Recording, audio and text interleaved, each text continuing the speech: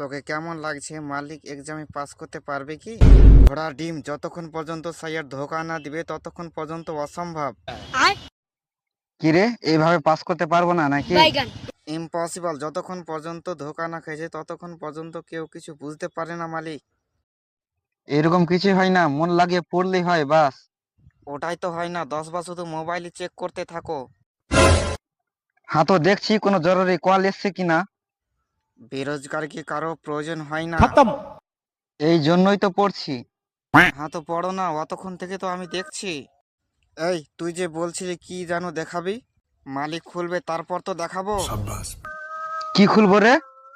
আমার লক মালিক, একদিকে পড়ছো আর একদিকে রিলস ইয়াদ করছো খালি।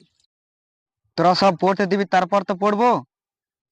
তো পড়ো না, কত যে পড়ে। আরে লিমিটে বল, না হয় বুঝতে পারবি।